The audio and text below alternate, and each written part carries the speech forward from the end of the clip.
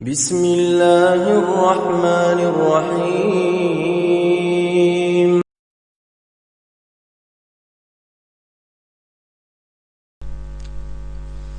Rasulullah bersabda lagi, "Idza qala al-'abdu bismillahirrahmanirrahim, qalatil jannah Allahumma wasa'daik inna 'abdaka fulan qala bismillahirrahmanirrahim Allahumma zahzihhu 'anil nar wa adkhilhul jannah."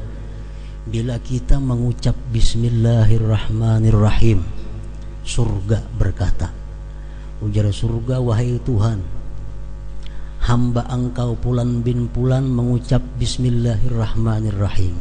Jauhkan dia daripada api neraka dan masukkan dia padaku." Setiap kali kita mengucap bismillahirrahmanirrahim. Jadi imam kita Syafi'i menghitung bismillahirrahmanirrahim itu termasuk ayat daripada suratul Fatihah. Oleh karena itu beliau mewajibkan kalau kita membaca Fatihah, pemulaannya mesti bismillahirrahmanirrahim. Dan kita baca benyaring bila sembahyang benyaring, baca begimit bila sembahyang gimit. Maghrib, Isya, subuh kita baca Fatihah, benyaring bismillahnya, bismillahirrahmanirrahim, sama dengan yang lainnya. Karena bismillah ayat daripada Fatihah. Itu imam kita Syafi'i. Adapun Imam Malik, sekedar untuk kita mengetahui, Imam Malik mengatakan bahwa bismillahirrahmanirrahim itu bukan Al-Quran dan apalagi termasuk ayat dari surah Fatihah. Menurut Imam Malik, bismillahirrahmanirrahim dalam Al-Quran cuma satu, di surah An-Naml, innahu min Sulaiman wa innahu bismillahirrahmanirrahim alla ta'alu alayya wa atuni muslimin. Itu aja. Lain pada itu bismillah hanya sekedar untuk memisah surah dengan surah yang lainnya. Jadi menurut Imam Malik, bismillahirrahmanirrahim itu bukan Al-Quran, jadi kada boleh dibaca dalam sembahyang. Makanya kada bismillah orang banu, langsung Allahu Akbar, alhamdulillahirabbil alamin. Nah itu Imam Malik. Kalau Imam Abu Hanifah mengatakan bismillahirrahmanirrahim itu Al-Quran, tapi bukan bagian dari Fatihah. Dalam sembahyang dibaca tapi begimit, bismillahirrahmanirrahim alhamdulillahirabbil alamin, menyaring alhamdulillah. Bukan ayat dari Fatihah, tapi Al-Quran juga bukan ayat dari Fatihah, dibaca begimit. Kalau mazhab Hambali mengatakan bahwa bismillahirrahmanirrahim itu ayat daripada Fatihah juga, tapi dibaca begimit, alhamdulillah mulai benyaring. Nah, kalau kita ke luar negeri misal, kita melihat mendengar imam macam itu, mungkin berlainan mazhab dengan mazhab kita. Nah, jadi masalah kayak apa andai kata kita mau ikut imam, nah imamnya kata bismillah.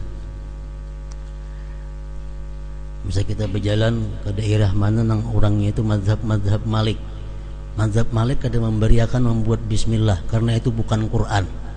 Jadi kalau imamnya ini orang mazhab Maliki, Allahu Akbar, alhamdulillahirabbil alamin. Nah, kita di belakang kayak apa mazhab Syafi'i? Boleh kada mau ikut itu? Pendapat yang muktamad dari golongan ulama-ulama Syafi'iyah mengatakan, pendapat yang muktamad adalah kalau kita mengikut orang itu, kita tidak sah sembahyangnya. Kenapa? Karena Fatihahnya kurang seayat, kada bismillah. Pendapat yang kedua dari mazhab kita Syafi'i mengatakan kita sah aja mengikut orang yang sembahyang meninggal bismillah itu. Nah, terserah aja lagi. Kita ke Makkah misal, kita kadang-kadang kada mendengar imam tuh bismillah, kadang timbul alhamdulillah aja. Nah, kada usah kita asing sembahyang, biarlah umpat berjamaah, sebab ada aja ulama yang membolehkan demikian itu. Para muhibbin rahimakumullah. Jadi ayat yang pertama daripada Fatihah itu bismillahirrahmanirrahim. Artinya tahu semuaan sudah dengan nama Allah yang Maha Pengasih, Maha Penyayang.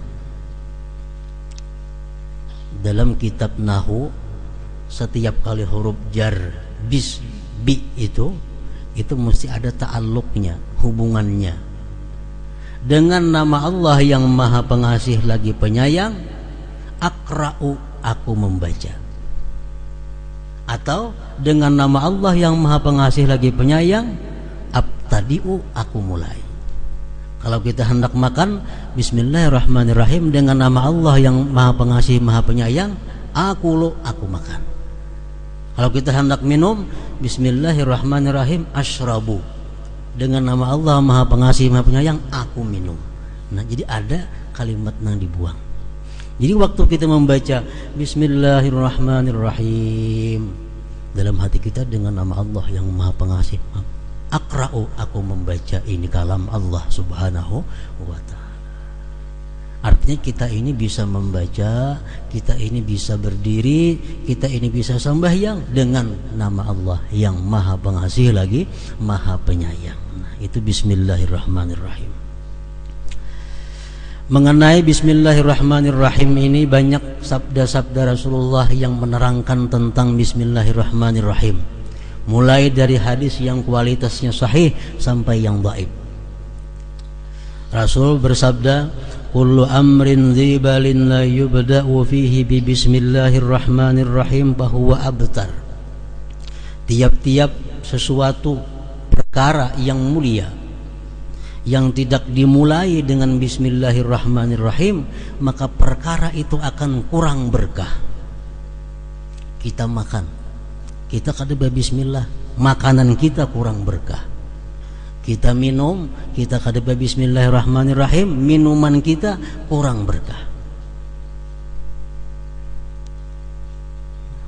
Tiap-tiap perkara yang mulia yang tidak dimulai dengan bismillahirrahmanirrahim, maka itu kurang berkahnya, kurang kebaikannya artinya. Hadis beliau lagi mengatakan, man arada ay yahya sa'ida wa yamuta syahida falyaqul inda batida'i kulli syai bismillahirrahmanirrahim. Siapa yang hidupnya beruntung, siapa yang ingin hidup beruntung, ingin mati digulungkan dengan syuhada, orang-orang yang syahid fisabilillah, maka hendaklah dia mengata tiap-tiap kali memulai sesuatu yang baik dengan bismillahirrahmanirrahim. Rasulullah bersabda lagi, idza qala al-'abdu bismillahirrahmanirrahim qalatil jannah Allahumma wasa'daik inna 'abdaka fulan qala bismillahirrahmanirrahim Allahumma zahzihhu 'anil nar wa adkhilhul jannah. Bila kita mengucap bismillahirrahmanirrahim, surga berkata, ujar surga, wahai Tuhan, hamba engkau Fulan bin Fulan mengucap bismillahirrahmanirrahim, jauhkan dia daripada api neraka dan masukkan dia padaku. Setiap kali kita mengucap bismillahirrahmanirrahim. Nah, jadi bismillahirrahmanirrahim ini adalah permulaan tiap-tiap sesuatu yang baik. Quran dimulai dengan surah Fatihah, Fatihah dimulai dengan bismillahirrahmanirrahim.